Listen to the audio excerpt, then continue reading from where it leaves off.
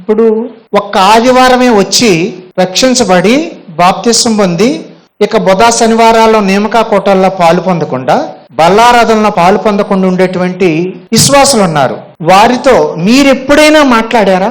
లోక సంబంధమైనటువంటి సరదాలతో కూడినటువంటి కబుర్లు, అంటే లోక సంబంధమైనటువంటి ఏకలో పక్కపక్కలో లోక సంబంధమైనటువంటి జోకులు, లోక సంబంధమైనటువంటి అవి మాట్లాడతామే తప్ప ఆ రాని వాళ్ళతో, సహోదరుడా నువ్వెందుకు బల్లారాధనలో పాలు పొందట్లేదు, సహోదరుడా నువ్వెందుకు నియామక కూటానికి రావట్లేదు, సహోదరుడా నువ్వెందుకు సంఘారాధనలో పాలు పొందట్లేదు అని ఏ రోజైనా అడిగామా?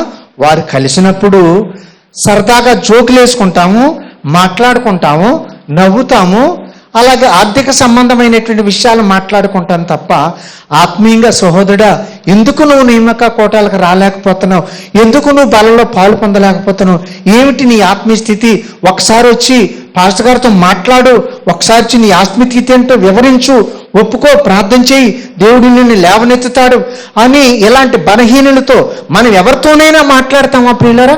ఆ అనుభవం మీకుందా? ఒకళ్ళు నిజంగా కనుకుంటే మీలాంటి వారికి, ఆ అనుభవం ఉన్న వాళ్ళకి నేను చేతులు ఎత్తి నమస్కరిస్తాను ప్రియులారా.